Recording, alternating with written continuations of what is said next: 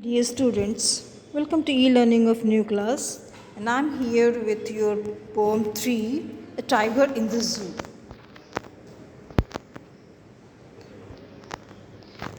And it's written about Leslie Norris. Here it is about the poet. George Leslie Norris poet was a prize-winning Welsh poet and short story writer. He is considered as most important Welsh writer of the post-war period of his literary work, have won many prizes. His famous works are Finding Gold, The Loud Vendor, Phoenix Living Poets, series, etc. And he was born on 21 May 1932 in Matlin, Terrific. Here the students, the introduction of this poem. A Tiger in the Zoo is written by Leslie Norris, explains the agony and helplessness of a caged tiger that lived in a zoo. The poet explains helplessness of his caged tiger, and he also says that he could be, if he had been a free animal, he would have lived a very happy life. But that's he is not able to free. And he explains about a condition of animals that are caged by human being for their own fun. His summary of this poem. The poet is saying that the tiger is very beautiful and walking in his little cage. He is having a beautiful stripes on his skin and has a velvet like soft paws, but he is not happy and is quite angry in his cage. So the poet says that he may try to hide behind the long bars and the grass, but he is not able to do so.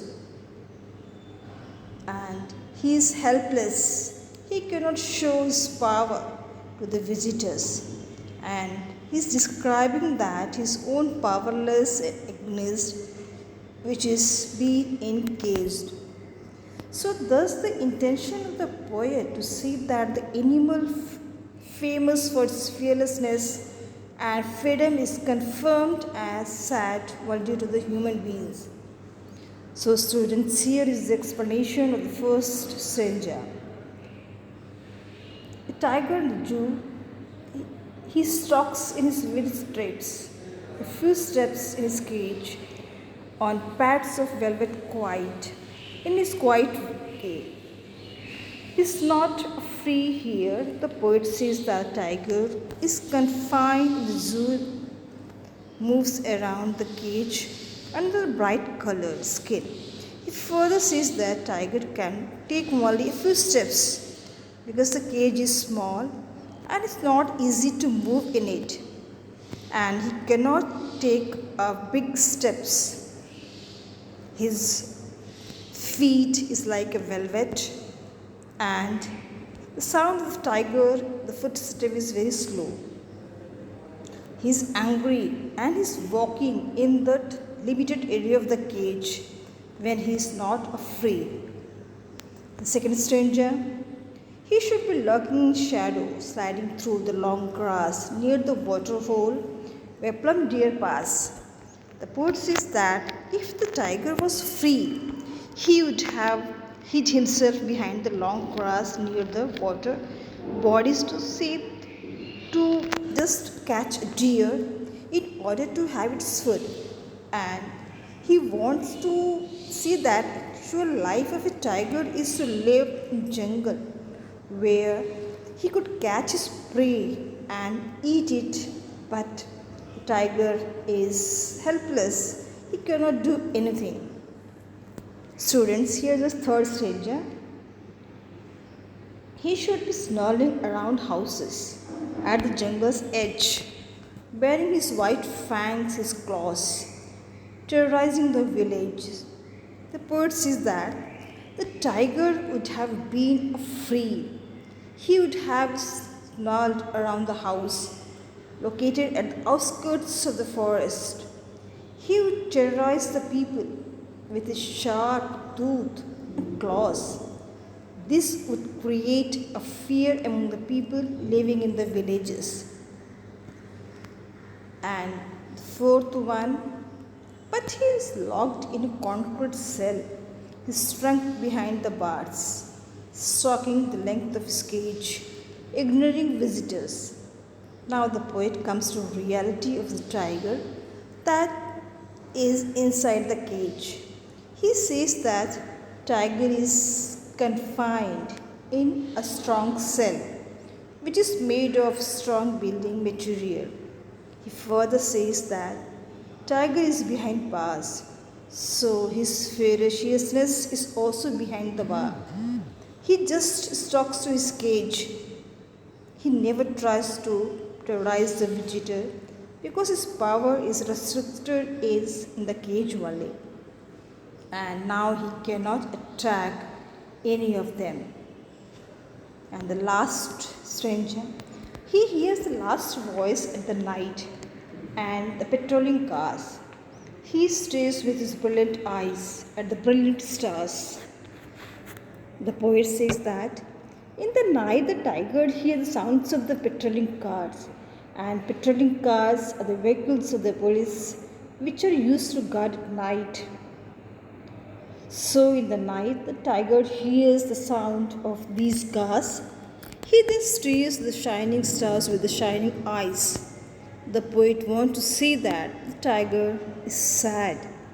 He is confined in the cage, so he cannot do anything. Therefore, he stares at stars in the night and tries to divert his thought towards them. The central idea of the poem.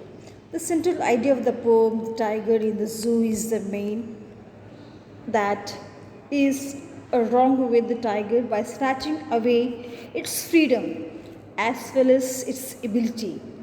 The poet tells the reader how tiger would have been enjoying it for free, as it has been encaged.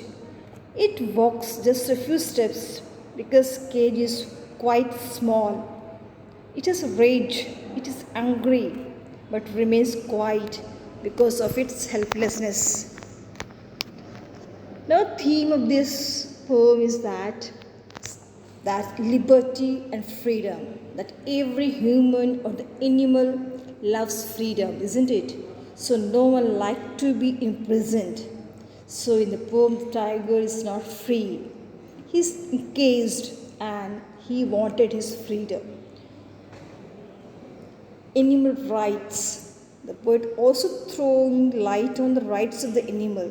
Man has caged that for his entertainment, so that can be it need of freedom. So in this case, the tiger has been forcibly put in the cage. Here, the students, the conclusion of that poem is creating a positive the signification of the tiger in this poem, and instead it's showing that it's a man-eater or a cruel creature.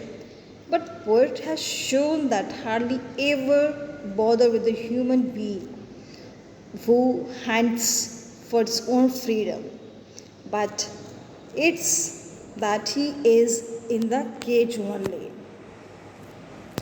Students, here is the poetic devices which is used in this poem. This rhyming scheme that which I told you earlier, that a simple rhyme scheme that is A, B, C, B. And personification is used and metaphor. And students, here is the word meaning with some pictorial pictures so that you can just see what's the meaning is of it's given there. Strips is given, lurking, sliding, plump, fangs. Here we come to the end of that video, that is short answer questions. Just go through this answer questions and write it in your copy. And students, here is the last question for your practice. So just go through and complete it in your copy. Thank you, students.